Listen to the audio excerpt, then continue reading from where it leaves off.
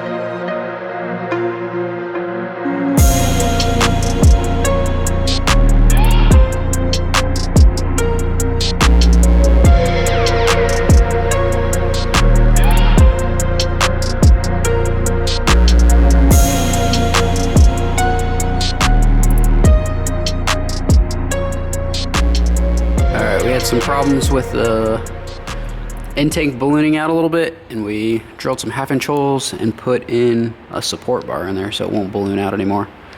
So maybe drill some holes, weld some stuff up.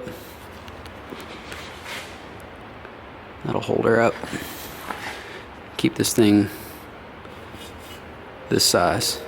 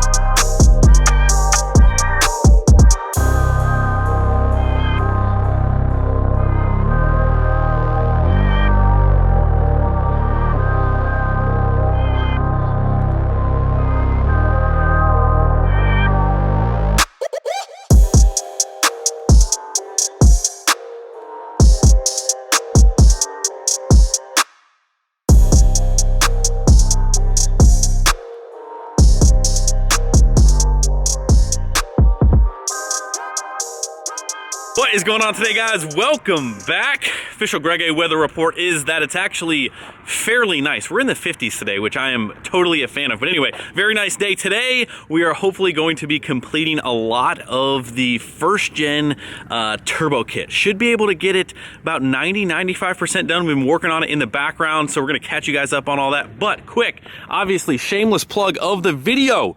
if you guys have not entered to win this brand new Diamond C trailer at wrenchworks.com, I don't even know what you are doing, but make sure you guys get your entries in. Every dollar that you spend is an automatic entry to win the brand new trailer. That is going to be going to one of you guys here in a very, very short while, so don't miss out on that.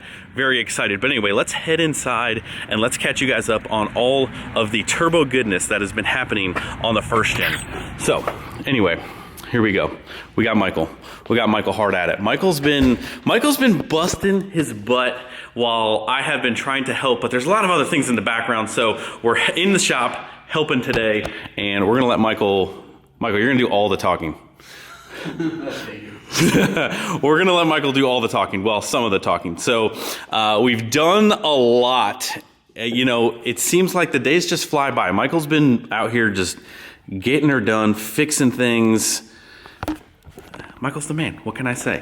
But anyway, where do you wanna fire us off on maybe some of the quick items that we got taken care of in the meantime? What we left off here, right here. Yep.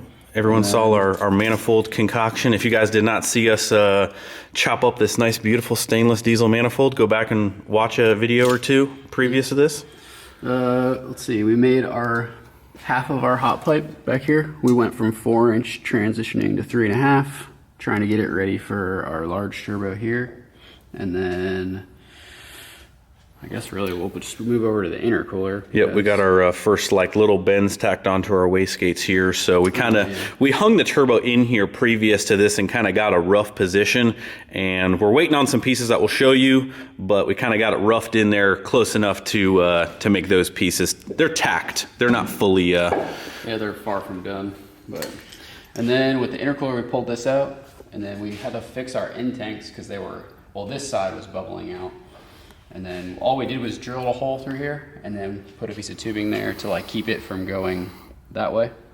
What do you think? And that was probably from all the excessive heat that the last compound kit was making? Yeah, heat and... So this intercooler, it's an On3 intercooler, have had great luck with them, but this end tank right in here, and I think it's one of those things where when you look at intercoolers, if you look down inside of your inlets, you should have some type of bars or support system in the end tank so they don't swell. This one actually did not, so this end tank was actually growing into the grill because of the heat. Yeah, you can see the grill mark here actually. That's plastic, that's burned in plastic. Yeah, burned in plastic. So Michael took a big old, you know, Schwacker, he got the Schwacker 5000 out and then beat it like it owed it money. We just matched the other side just because this side shouldn't swell as bad because of the heat. This is obviously cooling it off. Mm-hmm. We also changed the size of tubing. So we went from 3-inch to 3.5. Try to get down in here. And not making you guys dizzy. And then instead of boots, we went to, what's the double O-ring seal? Yeah, Race Part Solutions calls it a little bit different, but if in Vibrant Land, it's called the Van Gen. It's called the Van Gen. Did your brothers or sisters or cousins come up with that name? Yes. Van Gen. Uncle. Your uncle came up with the Van Gen clamp? Sorry, I had to. So then we matched it over here, mirrored it over here, so it's 3.5 into here. And then we converted, instead of doing aluminum like we usually do, we did stainless because we had a steel V-band to match here. So another part of Race Part Solutions is you can get those Van Gens and Vibrant, you can get them in stainless or aluminum. So we have an aluminum one on this side, a stainless on the pipe side, and they still all work real nice together. So. Yep. So one of the things that I think that we're gonna just chat here for a quick second, if you guys wanna build your compound kit yourself instead of buying a kit, obviously a little bit more time consuming, but one of the big things is that you need to plan for is you need to really spend some time thinking about all of your flange sizes and your pipe sizes. You guys can see that on the back here from an S400, we have a 4-inch flange, and this is a little bit of a different setup than I would say a normal S4, S4, or even an S3, S400 compound kit, because all of the flanges that are made for those turbos, I would say there's a wide selection. So you can run like a full 4-inch hot pipe. You can run a 3.5. Basically, you can run from 3 through 4-inch. So you got 3 different sizes. You got 3, 3.5, or 4-inch on your hot or your intermediate pipe because of all of the flange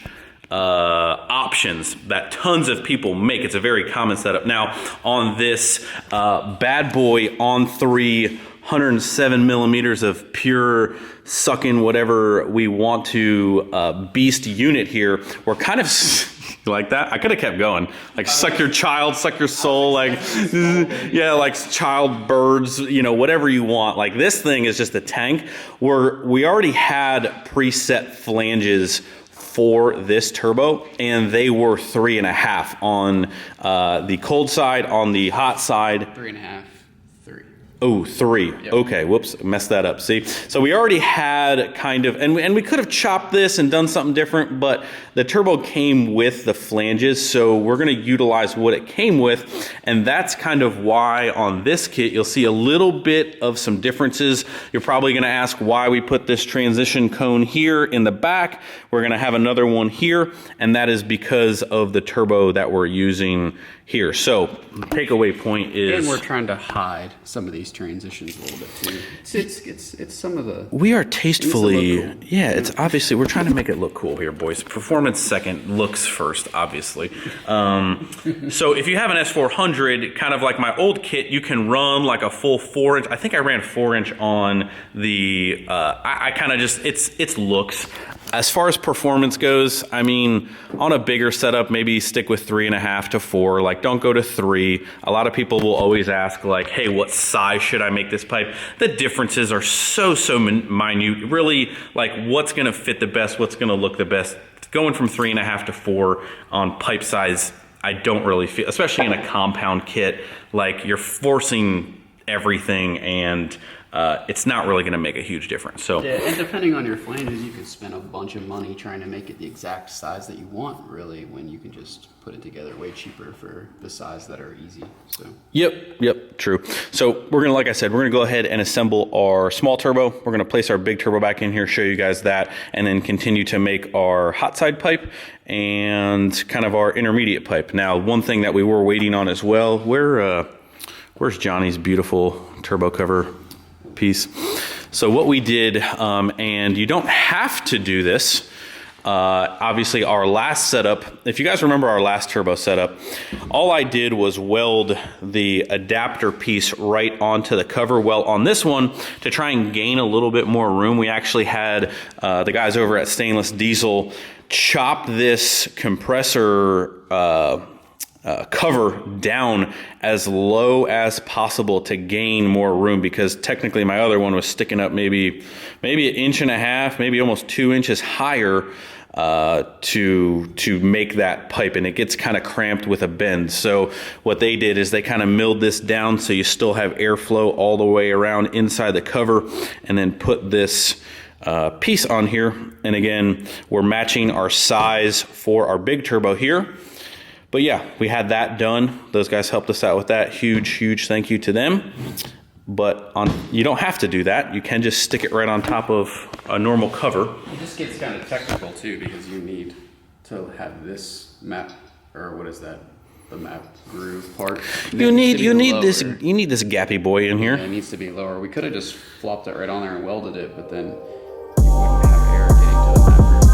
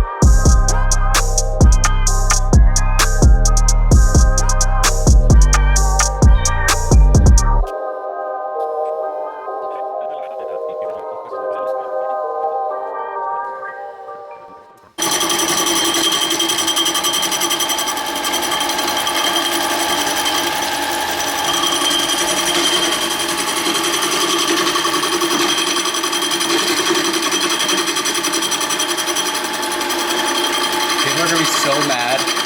We have a lathe on a folding table. I was gonna say, why are they gonna be mad? It's legit as you can get. I mean, it's basically too legit to quit. Too legit to quit. What'd you say? Legit is the freight. Harbor Freight. Hobo Freight coming in clutch. Well, if you guys know anything about these metal chop saws that we're using over here, is they don't always cut the straightest. The blade deflection on those is quite a bit. So, you know, we're just over here. Oh, dude, look. Precision. Oh, so precision. Precision. So in order to make straight, we're using a little mini lathe. You know, this wouldn't happen if we just got a non-DeWalt chop saw, but you know what? It's what, you know, you gotta do what you gotta do. But we're getting there, boys. We got some progress done. Got this cold side pipe here done, or the interstage pipe right here. We got our hot side pipe done, working on our main turbo to intercooler pipe right here. And we got a hood stack pipe to make. So moving along, obviously making it as perfect as possible. Takes a little bit of time here. And we got the wastegate piping to do, so moving along. Got this big boy. Woo! Thick. Got a couple bungs. We got a bung in here, bung over there, all of our gauges.